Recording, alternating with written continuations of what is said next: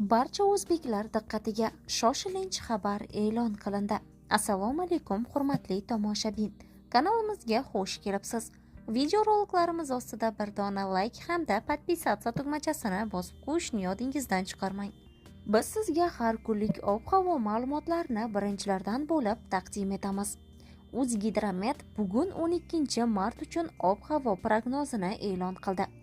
Unga ko'ra bugun payshanba kuni yog'ingarchiliksiz o'tadi. Havo harorati nisbatan ko'tariladi. Toshkent shahrida havo o'zgaruvchan bo'ladi. Yog'ingarchilik kutilmaydi.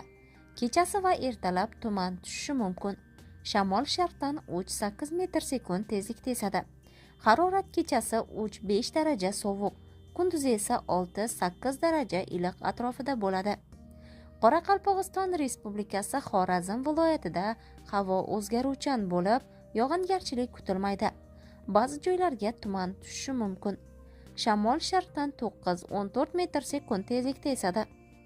Harorat kechasi 3-8 daraja sovuq, kunduzi esa 3-8 daraja iliq.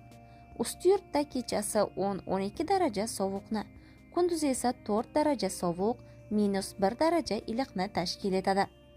Buxoro hamda Navoiy viloyatlarida havo o'zgarib turadi. Yog'ingarchilik kutilmaydi. Ba'zi joylarda tuman tushishi mumkin.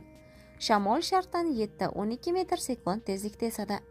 Harorat kechasi 3-8 daraja sovuq, kunduzi esa 4-9 daraja iliq. Navoiy viloyati cho'l hududlarida kechasi 5-10 daraja sovuq, kunduzi esa 2 daraja sovuq, -3 daraja iliq atrofida bo'ladi.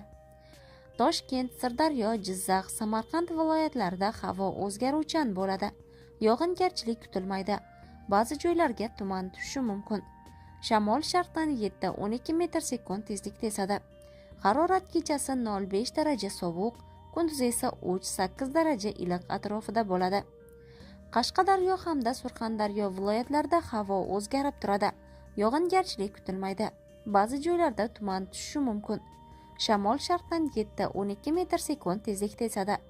Harorat kechasi 3 daraja sovuq, -2 daraja iliq, kunduzi esa 8-13 daraja iliq atrofida bo'ladi. Andijon, Namangan hamda Farg'ona viloyatlarida havo o'zgarib turadi. Yog'ingarchilik deyarli kutilmaydi. Ba'zi joylarda tuman tushadi. Shamol sharqdan 7-12 metr/sekund tezlikda esadi. Harorat kechasi 0-5 daraja iliq, kunduzi esa 3-8 daraja iliq atrofida bo'ladi. Respublikaning tog' oldi va tog'li hududlarida havo o'zgarib turadi. Yog'ingarchilik kutilmaydi. Ba'zi joylarda tuman tushishi mumkin.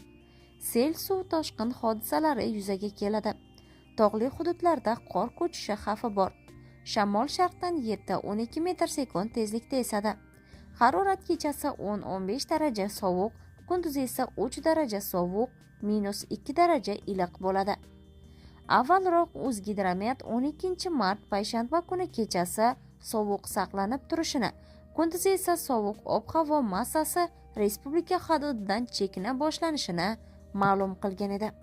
Hurmatli tomoshabin, har kunlik ob-havo ma'lumotlaridan bizning kanalimizda birinchilardan bo'lib xabardor bo'ling.